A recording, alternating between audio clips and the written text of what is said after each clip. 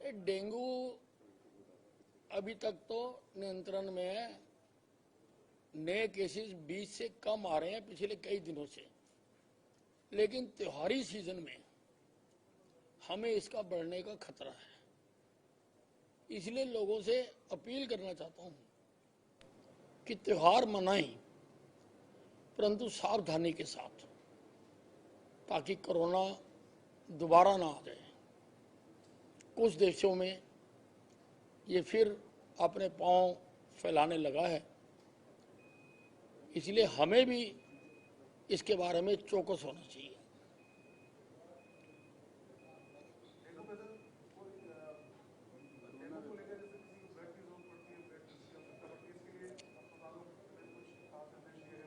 नहीं, हमारे अस्पताल में तो हम अपने मरीजों को सब कुछ मुफ्त इलाज कर रहे हैं और आवश्यकता पड़ने पर प्लेटलेट्स भी हम दे रहे हैं।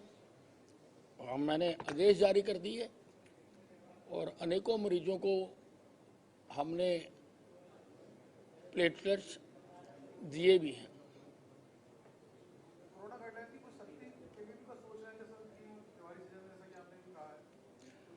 सख्ती के आदेश तो लगातार जारी हैं, लेकिन कोरोना पे नियंत्रण लोगों के सहयोग के बिना नहीं लगाया जा सकता। लोगों को जो कोरोना की गाइडलाइंस हैं उसका पालन करना चाहिए, और त्योहारी सीजन में खास तौर पे। बाहर के देशों में क्या स्थिति है, कहाँ अगर हम बात करें बढ़ रहा है, और इसको लेकर के किस प्रकार का विचार अभी भारत या फिर हरियाणा कर रहा है? देखिए, कोविड कम हुआ है, खत्म नहीं हुआ। ये कभी भी पुनर्जीवित हो सकता है, कभी भी फैल सकता है।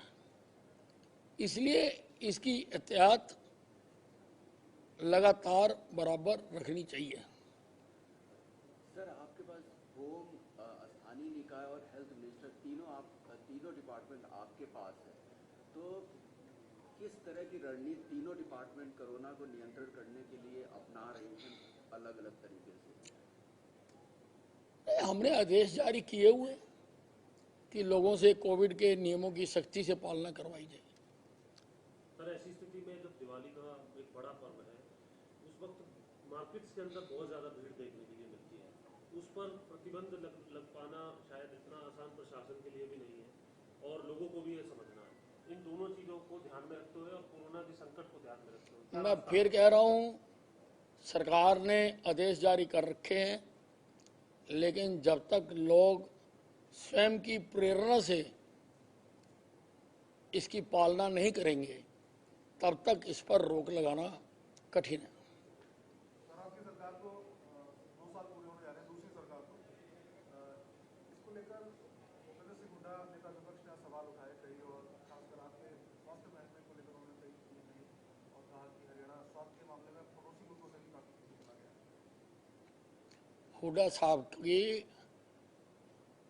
आंखों के आगे कांग्रेस में जो आज उनकी स्थिति है, उसके कारण उनको हमेशा अंधेरा नजर आता है। स्वास्थ्य विभाग ने रिमार्केबल काम किया। हुड्डा साहब के राज में स्वास्थ्य विभाग का बजट 1600 करोड़ का होता था, जो अब बढ़ के 5500 करोड़ रुपए का हो चुका हुआ है। हमारे विभाग ने कोविड में हमारे डॉक्टरों ने, पैरामेडिकल स्टाफ ने अपनी जान हथेली पर रखकर काम किया है। हमने 2,54,00,000 लोगों को हमने वैक्सीन लगाई है। हुड्डा साहब पता नहीं कौन सी दुनिया में रहते हैं। एक वो एससीआरबी के आंकड़ों का जिक्र कर रहे थे, कानून व्यवस्था को लेकर सवाल उठाया, और उन्होंने कहा कि चाहे वो मर्डर की वारदात हो, दुष्कर्म की वारदात हो, सब में बढ़ोतरी और अपराध बेकाबू है। हुड्डा साहब को गलत आंकड़े पेश करने की बहुत पुरानी आदत है। कानून व्यवस्था में बहुत ज़्यादा सुधार हुआ है, और जब से हमने डायल 112 112 ऐड की है, 600 गाड़ियां हर वक्त लोगों की सुरक्षा के लिए हमने फील्ड में तैनात की हैं। लोगों को कानून व्यवस्था पर विश्वास बढ़ा है। लोगों को लगता है कि पुलिस हर पल उनके साथ है। उससे क्राइम पर भी बहुत नियंत्रण हुआ है। एक विद इन कांग्रेस जो गुटबाजी देखने को मिलती है हरियाणा में सर, उसको लेकर आज भूपेंद्र सिंह हुड्डा से सवाल पूछा गया था। एक कार्यक्रम वो चला रहे हैं विपक्ष आपके समक्ष। कुमारी सैलजा ने कहा था पार्टी का कार्यक्रम नहीं है। भूपेंद्र हुड्डा ने कहा मैं सीएलपी लीडर हूँ, मेरे साथ विधायक है, अगर हम कांग्रेस का हिस्सा नहीं है तो एक्सपेल क्यों नहीं करते पार्टी से। ये जो बल्कि इसको इस बयान की क्या मानते हैं? नहीं, हुड्डा साहब की आजकल कांग्रेस में तो वो किनारे पर ही बैठे हुए हैं और वो कई बार अपनी पीड़ा व्यक्त भी कर चुके हैं और उनका नाम ग्रुप 23 में भी आता है, जिसमें वो अपने केंद्रीय नेतृत्व के बारे में भी कई बार प्रश्न उठा चुके हैं। इसलिए उनकी नैया किस ओर जाएगी उसके बारे में कुछ कहा नहीं जा सकता। पंजाब में अरुषा आलम जो कैप्टन अमरिंदर थे, पूर्व सीएम, उनको लेकर काफी विवाद चल रहा है। एक महिला ने जो नेत्री उनकी दोस्त है, उन्होंने बाकी अपने संगठन के फोटो जारी किए। इस पर क्या रिएक्शन आपका है? देखिए, कैप्टन अमरिंदर सिंह ने कहा है कि वो जो अरुषा आलम पाकिस्तान की एक जर्नलिस्ट है, उन्होंने माना है कि मेरे उसके साथ संबंध है, लेकिन उन संबंधों को उनकी ही पुरानी पार्टी के लोग मुद्दा बनाकर उनके खिलाफ इस्तेमाल कर रहे हैं। कैप्टन अमरिंदर सिंह साहब कल एक प्रेस कॉन्फ्रेंस कर रहे हैं, माना जा रहा है कि नई पार्टी बनाने जा रहे हैं। इसको पंजाब के लिहाज से सर कैसे आप देखते हैं, क्या आपका इसमें? देखिए, अब कैप्टन अमरिंदर सिंह राजनीति में अपने आप को बनाए रखने के लिए क्या कदम उठाते हैं उस पर तो मैं टिप्पणी नहीं करना चाहता हूं, लेकिन जो कुछ अभी तक पंजाब में घट चुका है उससे कांग्रेस का तो बंटाधार हो चुका है। एक सर सवाल हरियाणा से जुड़ा, पंजाब से जुड़ा था। आप बेदबी मामले में कि बाबा राम रहीम को यहाँ प्रत्यक्ष रूप से पेश किया जाए अदालत में, ये सर नहीं, मैंने अभी ऑर्डर देखे नहीं है, मैं उसके बारे में कुछ नहीं कह सकता। एक साहब, आपने कमेटी गठित की थी किसानों से बातचीत करके रास्ते खुलवाने के लिए, उसमें क्या अपडेट है? नहीं, वो हमने हाई लेवल एक कमेटी गठित की हुई है राजीव अरोड़ा जो होम सेक्रेटरी हैं उनकी अध्यक्षता में, और वो लगातार किसानों से बातचीत कर रही है।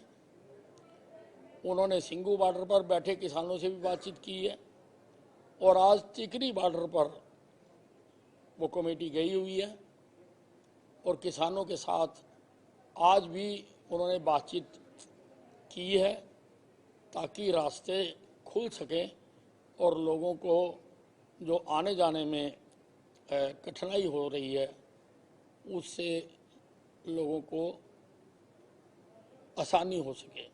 वो लगातार किसानों के साथ बातचीत कर रही है। सर, पंजाब में केंद्र सरकार ने बीएसएफ का दायरा 50 किलोमीटर तक कर दिया है। कल पंजाब में सभी ने बैठक की, बीजेपी ने पंजाब में इसका विरोध किया है और कहा कि केंद्र सरकार ने अपना नोटिस वापस नहीं किया तो विधानसभा में प्रस्ताव पास करेंगे बीएसएफ को जो 50 सुरक्षा की दृष्टि से दूसरे देशों के साथ लगती अपनी सीमाओं को